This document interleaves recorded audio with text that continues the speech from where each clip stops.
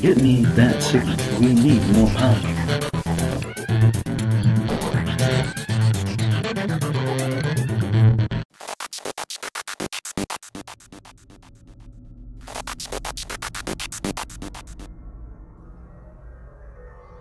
Oh, hello, Sheriff.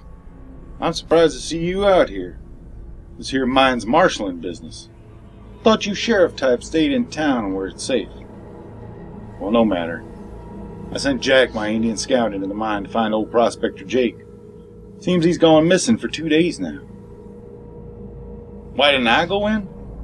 Well, somebody's got to wait out here and make sure he gets out okay, and nothing else does. You get my drift? You've heard all the rumors about what's living in these mines, same as I have. Some say there's gates to other worlds in there. They're like creatures from nightmares you and I ain't never even dreamed of. I have found him. He seems unconscious, but alive. See if you can wake him up, Jack.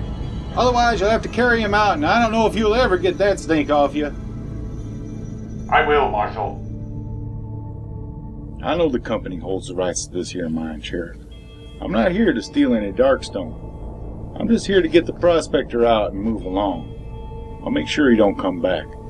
So you can just put that piece away. Or I may just have to put it away for you. He is awake, Marshal. I don't need any old daggum help. I was just resting. Got a little sleepy and decided to take a nap. For 2 days, Jake? Now don't you go touching me, I'm old.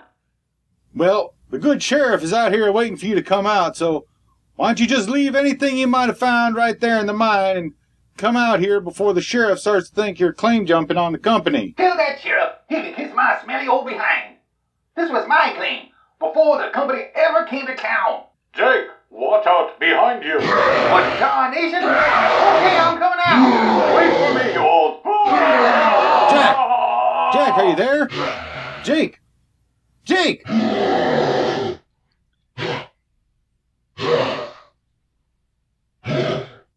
Well, Sheriff, it's a good thing you're here after all. I'm going to have to go in there and get him. If you know anything about this mine, I'd be obliged if you'd share it with me right now.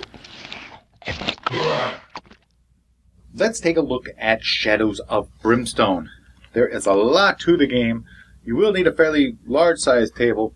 For example, here is one of the map tiles, and that's about a good 10 inches long there.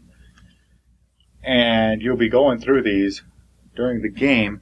So what you basically end up doing is, instead of trying to lay the whole thing out, you'll place one map tile, then when you move to the next, you place that one, and then when you move to the third, you remove the first. So you'll basically be keeping track of where you are on the map, not the way to get all the way out. You kind of just assume that you can figure your way back out once the adventure is over.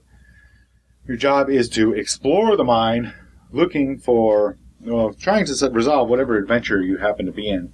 There are 6 basic adventures, which take place in the mine itself, and then there are 6 Swamps of Death missions, because in the mine, you can find a portal to another world. And that world in this base set is the Swamps of Jargono. See, the Swamps of Jargono.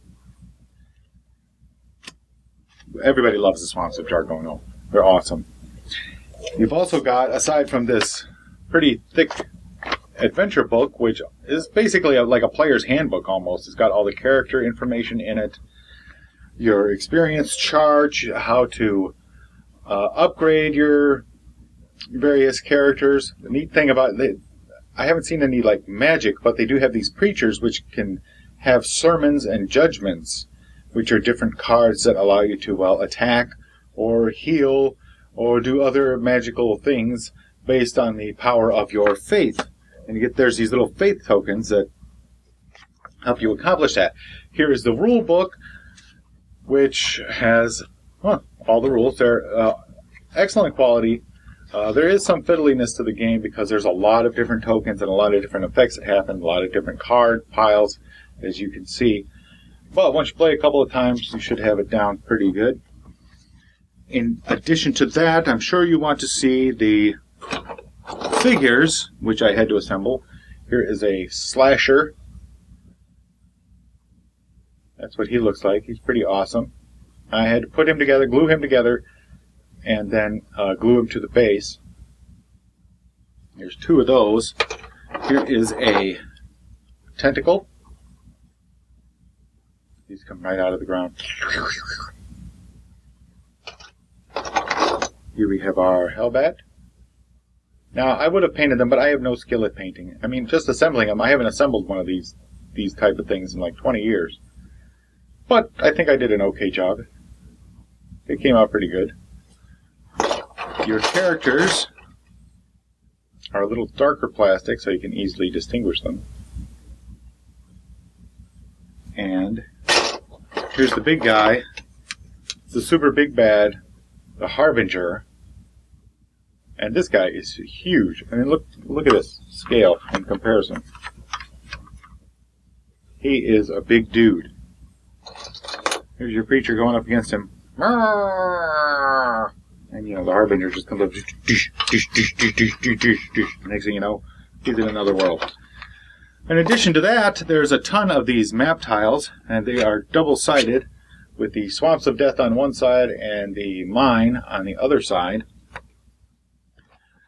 The way you determine how those are pulled is, as you go through the game, you'll be going off these edges here where you have the openings, and you're going to pull from this map deck. And what you'll do is you'll pull from the map deck, it'll tell you which tile to place next, and we'll see that in a minute. There's also a map deck if you're going through the swamps, because you might actually go through a portal into another dimension. Here is all of the tokens. There's a bazillion of them. Let me just point out my favorite one, the Corpse Pile. How many games do you have that comes with a set of Corpse Pile tokens? Yes, this is where the zombies are spawned from. Like, okay, kids, look, it's a pile of corpses. Woo! Yes. We have a ton of dice. This is the special 57 monsters come out die, and this is you roll this, I believe, with certain weapons or certain monster. It's an 8-sider. You have your character sheets. These have different stats. At the top, you've got your initiative, which determines, you know, who's going to be going first. Here's your range attack, your melee attack. They're both 4+ for the lawman. Your health, and your sanity. If both reaches 0, or if health goes down to 0, you're knocked out. If sanity goes down to 0, you're nuts. And you have to get that taken care of in town. This is what you roll to hit, to avoid being hit, a 4+ and a 4+. And as you can see, he also rolls that in order to hit as well. For combat, he gets 2 melee dice. He would need to roll a 4 or higher to hit with his melee weapon. But he's usually using his Peacekeeper pistol, along with his Sheriff's badge. These are all starting equipment for the lawman. He'll have the old lantern, because one character is always carrying the old lantern. It gives you the light that you need.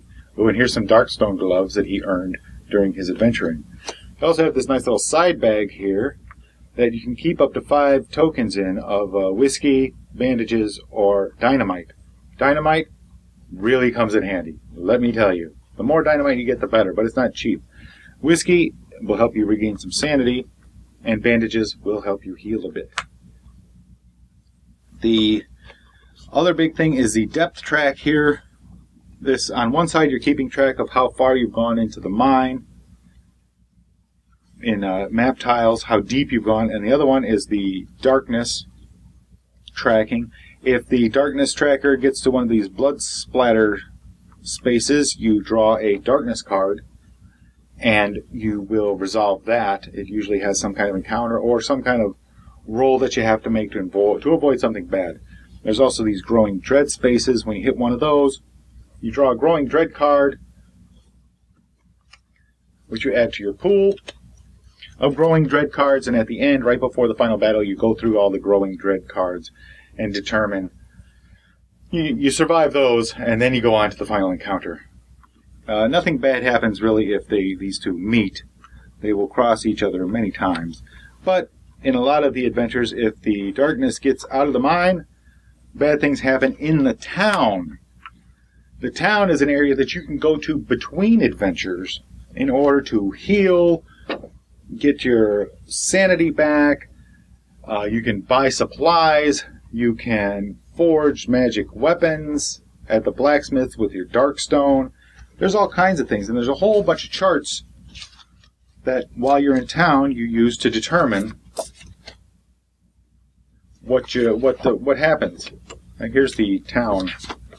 You get to go to one place in town per day that you stay there, and each day that you stay there, you have to worry about having an encounter in the town. Here's where you can buy some stuff at the general store. There are random events that can happen. Here's the doctor's office where you can get healed if something horrible has happened to you. The church, the blacksmiths, all kinds of things that you can do while you're in town. There's also the injury chart if you happen to get KO'd during your adventuring, and your madness chart in case you go insane during your adventuring. Here are some of the bad guy charts. The tentacles, Hungry Dead, they also have their own little stats, and they have an elite chart, so if you run across elite ones, you'll roll on this chart to see what they get. Once you start playing, you'll want to copy the character sheets out of the book, because you'll start earning experience, you'll go up in levels, you'll earn gold, you'll get stuff, you'll gain new abilities, which is actually pretty awesome. There is a lot of advancement, and I really like the fact that you can go to town and do all this stuff. And finally, there is, as always, the awesome CD that they include, which gives you that really thematic feel. Shadows of Brimstone main theme, the good, the bad, and the mutated. Stepping through the portal, a fistful of dark stone. Exploring the mine, unspeakable horrors. Excellent. Excellent. Let me tell you what I know about Shadows of Brimstone Swamps of Death. First off, there's a lot of overhead to go through before you play this game. Many of you might not be accustomed to assembling figures like these. Many are, I'm sure. For these specific figures, Flying Frog has several videos giving detailed instructions on how to remove them from the trees and to glue them together. I recommend you watch them, unless you're pretty good at it. I picked up a few things to help me, which they recommended in the videos. Stuff like super glue, plastic cement, a hobby knife, some sandpaper or a file, and a Xuron 410 micro shear flush cutter that I found on Amazon for $10. That's XURON. These worked wonders for removing the figures from the trees without damaging anything. I did in fact glue my fingers together several times, and some pieces were a pain in the rear to put together. It took me a couple of evenings to get everything assembled, and don't expect to fit them all back into the box after you're done.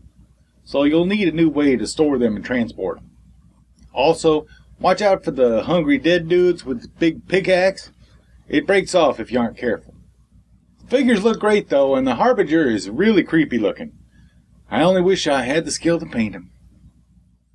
The rules will take some time to go through too. They're well done, but there's some fiddliness to the game and some record keeping, so you probably won't get everything down until you play once or twice. Basically, the game reminds me a lot of Descent 2nd Edition. For a more apt comparison, it takes me back to my early Dungeons & Dragons days. In the back of the Dungeon Master's Guide, I believe, there was rules for randomly generating a dungeon, and you could take a character up through this dungeon and roll up random enemies and random awards, and everything had its own chart that you would roll dice to determine results, from critical hits to magic items. It was a way to play D&D when you didn't have anyone else play D&D with. I had a great time playing this way, and Shadows of Brimstone is similar, but it's with other players, and you have actual missions to complete rather than just random adventuring. Where it's similar is the random layouts of the maps as you journey through the mine or the swamp, and the randomness of the encounters that you do have. Where this game shines is its thematic feel and depth of play. In Descent, you aren't having adventures between missions. You basically go from one adventure to the next with your characters. In this game, the player characters have the option of taking a few days to visit a town and stock up on supplies or heal up some wounds, possibly even have a random encounter in the town. You spend your hard-earned cash on upgrades or having an extra arm removed. Sure, your characters might get a mutation from evil corruption, but that mutation could be beneficial. And anyone who knows the X-Men knows about beneficial mutations. Game setup doesn't really take that much time if you can figure out an easy way to sort and shuffle the multitudes of card decks. You start on the starting tile and select a mission from the ones provided. I do suggest playing them in order to give a campaign feel to the game. They provide the starting characters, but you'll soon find yourself copying the character sheets in the adventure book because you'll need to track your stat changes and your inventory, your experience, and your cash. Plus, the ever-elusive and corrupting Darkstone. Shadows of Brimstone is a great time to play, but be warned, it can get really tough. Most things are left to the roll of dice, so save your grit for when you really have no other choice. One thing that can be irritating is the luck of the die roll when visiting the doctor or the church. I had 2 characters survive a brutally tough mission, but they both ended up with gouged eyes. So a visit to the doctor and several $100s later, and one was okay, but the other one died on the operating table from poor dice rolling. That was a bit frustrating. Don't get me wrong, it isn't difficult to survive. You aren't constantly losing characters, but you can get pretty beat up. And you can earn some excellent weapons and treasures, though. And it's fun to level up and gain new abilities.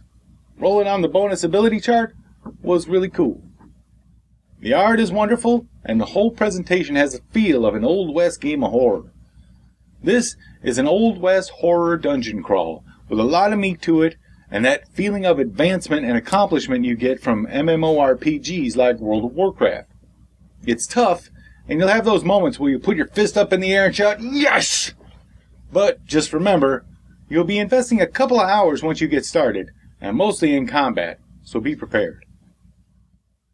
On the negative side, there's record keeping, lots of paging through the rulebook, and random things that happen that can screw you over or turn some fun into frustration. Not all the time, but sometimes it does happen. Also, you do have to put the figures together, which is a time investment. I didn't find that negative, though. It was actually kind of relaxing and fun to do once I settled down to it. I just turned on some old X-Files episodes after everyone went to bed and settled down at the table to put them together. And I enjoyed it. What I'd like to see next for the game is a nice full campaign with a few new monster figures and cards for some weekly spelunking and horror adventures. I want to see plenty of other worlds that these characters can go adventuring in. Thank you for joining me in this review of Shadows of Brimstone, Swamps of Death.